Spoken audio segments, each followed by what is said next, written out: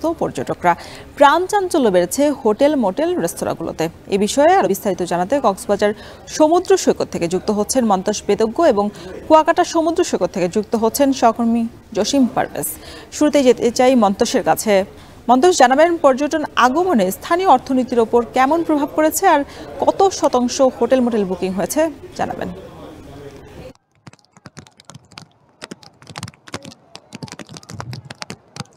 রোশন, শুক্রবার ছুটির দিন হিসেবে প্রচুর পর্যটক কক্সবাজারে এসেছেন এবং আমরা হোটেল মালিকদের সাথে কথা বলেছি।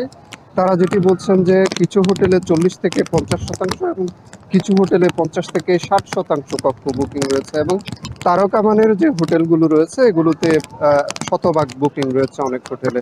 আমরা সকাল থেকে সৈকতের যে চিত্র সেটি যদি একটু বলি, সকাল 9টা পর্যন্ত মাঝে মধ্যে থেমে থেমে বৃষ্টিপাত হয়েছে। এই সময়টাতে আমরা দেখেছি প্রচুর পর্যটক সৈকতে এসেছেন এবং এখন পর্যন্ত প্রচুর পর্যটক সৈকতে আছেন। তবে হঠাৎ যে বৃষ্টি শুরু হয়েছে এটির কারণে অনেকে সৈকত থেকে উঠে গিয়েছেন। এখনো আমরা দেখছি যে প্রচুর পর্যটক সমুদ্রে নেমেছেন, যদিও এখানে যারা লাইফ গার্ড সদস্যরা রয়েছে নিরাপত্তার দায়িত্বে তাদের পক্ষ থেকে সমুদ্রের গভীরে না যাওয়ার জন্য, সমুদ্রে নামা থেকে বিরত থাকার জন্য কিন্তু বারবার সতর্ক করা হচ্ছে। তারপরেও আমরা দেখছি যে পর্যটকদের মাঝে বাড়তি একটা উচ্ছ্বাস আছে এবং তারা এই যে বৃষ্টি এবং সমুদ্র স্নান দুটোই কিন্তু একসাথে উপভোগ করছেন এবং এই সময়টাকে কিন্তু তারা বেশ উপভোগ করছেন। আমরা পর্যটকদের সাথে কথা বলেছি, তারা যেটি বলছেন যে বর্ষার সময়ে কক্সবাজারের যে রূপ সেটি একটি আলাদা সৌন্দর্য বয়ে আনে এবং এই সৌন্দর্যটাই তাদের আসলে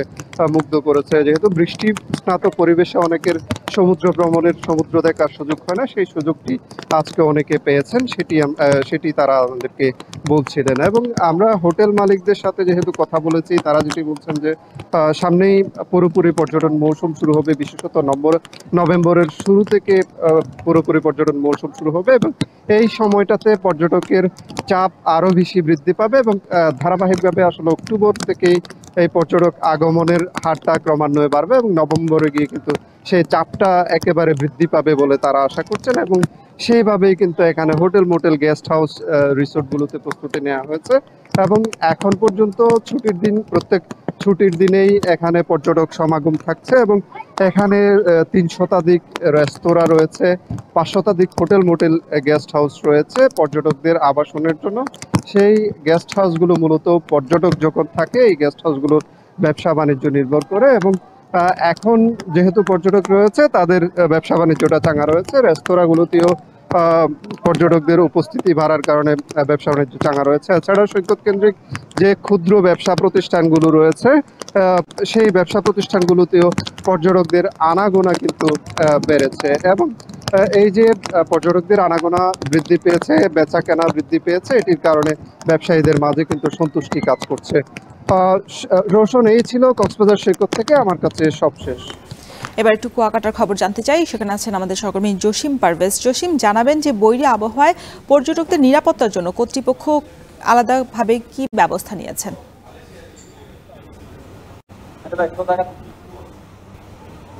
আপনাকে জানিয়ে রাখি, দেশের দ্বিতীয় সমুদ্র সৈকত এবং পর্যটন স্পট কুয়াকাটা। এই কুয়াকাটাকে প্রাকৃতিক সৌন্দর্যের দিক থেকে সাগর কন্যাও বলা হয়। তো এখানকার যে দেশ বিদেশি বহু পর্যটক প্রতি বছর শীত মৌসুমে এখানে আসেন বেড়াতে। একই স্থানে দাঁড়িয়ে সূর্যোদয় এবং সূর্য অস্তের মনোরম দৃশ্য দেখার জন্য এই কুয়াকাটা, গঙ্গামতি, টাওয়ার চর সহ লেমপুর বন সহ বিভিন্ন স্পটের যে কোনো স্থানে দাঁড়িয়ে সূর্যোদয়, সূর্য অস্তের মনোরম দৃশ্য উপভোগ করে। সে কারণে কিন্তু শীত মৌসুমে এখানে পর্যটকের ভিড় জমে। তো এখানকার যে আপনি যতটুকু জানতে চেয়েছেন যে এখানকার যে টুরিস্ট পুলিশ তারা পর্যটকদের নিরাপত্তা নিশ্চিতে কাজ করছেন, কিন্তু এখানকার যে এই উত্তাল সমুদ্রে যে ঢেউয়ের সময় যে পর্যটকরা গোসল করতে নামবেন সে বিষয়ে যে পর্যটকদের সচেতনতামূলক যে প্রচার প্রচারণা সেটি আমরা দেখিনি। এখানকার টুরিস্ট পুলিশ সে কার্যক্রম পরিচালনা করছে না বলেই অভিযোগ করেছে পর্যটকরা। তো এক কথায় যে এখানকার যে ব্যবসায়ী রয়েছে, পর্যটন নির্ভর যে সকল ব্যবসা প্রতিষ্ঠান রয়েছে, তারা বলছে যে তাদের বাণিজ্যিক কার্যক্রম কিছুটা গতি এসেছে এবং এখানকার যে 2 শতাধিক হোটেল মোটেল রিসোর্ট রয়েছে। সে সকল হোটেল মোটেল রিসোর্টের 25 থেকে 70% রুম বুকিং হয়েছে বলে এখানকার হোটেল মোটেল মালিকরা আমাদের নিশ্চিত করেছে। এবং অন্যান্য যে ক্ষুদ্র ব্যবসা রয়েছে সে সকল ব্যবসা বাণিজ্যিকভাবে গতিশীল হয়েছে, বেচা বিক্রি বেড়েছে এবং এখানকার যে পর্যটকরা এসেছে সে সকল পর্যটকরাও কিন্তু এখানে দর্শনীয় স্পটে বিচরণ করছে, আনন্দ উল্লাসে মেতে উঠেছে। এই ছিল আমার কাছে সবশেষ। দেশের সবচেয়ে মজবুত আরএফএল ল্যাডার, যা 6061 গ্রেড অ্যালুমিনিয়ামে তৈরি। শক্তিশালী এমএস ক্রসবার নিশ্চিত করে সর্বোচ্চ নিরাপত্তা। RFL ladder. সনাতন ধর্মাবলম্বীদের সবচেয়ে বড় ধর্মীয় উৎসব শারদীয়া দুর্গাপূজার বাকি আর মাত্র কয়েকদিন। বগুড়ার মন্দিরগুলোতে প্রতিমা তৈরির কাজ শেষ পর্যায়ে। এই মুহূর্তে ব্যস্ত সময় পার করছেন প্রতিমা তৈরির কারিগররা। বগুড়া থেকে এ বিষয়ে আরো বিস্তারিত জানাতে যুক্ত হচ্ছেন রাজীব সেলিম। রাজীব, বগুড়ায় পূজার প্রস্তুতি কেমন দেখছেন? এবছর কতগুলো মণ্ডপে পূজার আয়োজন করা হয়েছে জানাবেন। রওশন, দুর্গাপূজার একেবারে সব শেষ সময়ের প্রস্তুতি চলছে। আগামী 8 তারিখ মহাপঞ্চমীর মাধ্যমে দুর্গাপূজার যে মূল আনুষ্ঠানিকতা সেই আনুষ্ঠানিকতা শুরু হবে। তবে দুর্গা উৎসবের যে আমেজ সেই আমেজ দৃশ্যমান হবে পঞ্চমীর আরও 2 দিন পর থেকে, অর্থাৎ সপ্তমীর দিন থেকে 13 তারিখ, আগামী 13 তারিখ দশমীর দিন প্রতিমা বিসর্জনের মধ্য দিয়ে শেষ হবে সনাতন ধর্মাবলম্বীদের সবচেয়ে বড় যে ধর্মীয় অনুষ্ঠান শারদীয় দুর্গা উৎসব। এবছর বগুড়ায় সব মিলিয়ে 634টি মণ্ডপে পূজার আয়োজন করা হয়েছে, যেই সংখ্যাটি গত বছরের তুলনায় কিছুটা কম। এই গত বছরের চেয়ে পূজার আয়োজন কমার কারণ আমরা জানতে চেয়েছিলাম বগুড়া জেলা পূজা উদযাপন পরিষদের সাধারণ সম্পাদকের কাছে। তিনি আমাদেরকে জানিয়েছেন যে বগুড়া জেলার যে উপজেলাগুলো রয়েছে সেই উপজেলাগুলোর একেবারে প্রত্যন্ত অঞ্চলের যে মণ্ডপগুলোতে পূজার আয়োজন করা হয়ে থাকে সেই মণ্ডপগুলোতে আয়োজন কিছুটা কমেছে, তাই গত বছরের চেয়ে এবছরের সংখ্যাটা কিছুটা কম। আর তাছাড়া তিনি আরও জানাচ্ছিলেন যে এই বছর প্রতিমা তৈরির খরচ কিছুটা বেড়েছে, সেজন্যই প্রতিমার তৈরি এবং পূজা মণ্ডপে পূজার আয়োজন কিছুটা কমেছে।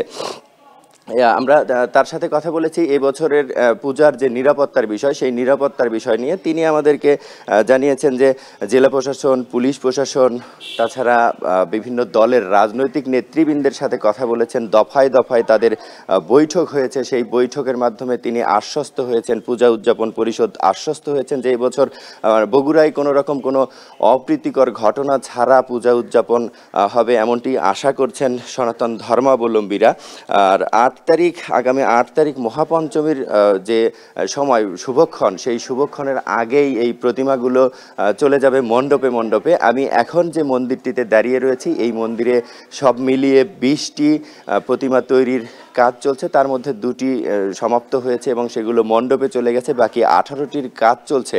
আমরা প্রতিমা তৈরির কারিগরদের সাথে কথা বলেছি, তারা আমাদেরকে জানিয়েছেন যে এখানে সব শেষ সময়ের কাজ চলছে, অর্থাৎ রঙের কাজ চলছে। আর রঙের যে স্প্রে মেশিন সেটি বিদ্যুৎ দ্বারাই চালনা করা হয়ে থাকে, সেই মেশিন বিদ্যুতের কারণে চালাতে পারছে না, বিদ্যুৎ বিভ্রাট হচ্ছে প্রচুর পরিমাণ। আর তাছাড়া বৈরী আবহাওয়ার কিছু ব্যাপার রয়েছে, বৈরী আবহাওয়ার কারণে এই প্রস্তুত যে প্রতিমাগুলো এই প্রতিমাগুলো পূজা মণ্ডপে নিয়ে যাওয়া সম্ভব হচ্ছে না। তাছাড়া মন্দির এবং মণ্ডপের বাইরের যে সাজসজ্জার কাজ সেই সাজসজ্জার কাজে কিছুটা বিঘ্ন ঘটছে বৈরী আবহাওয়ার কারণে। এই ছিল আমার কাছে দুর্গাপূজার সব শেষ খবর বগুড়া থেকে। রওশন, দুর্গাপূজার প্রস্তুতির সবশেষ খবর জানাতে বগুড়া থেকে যুক্ত ছিলেন রাজীব সেলিম। দেখছেন এখন জনপদে।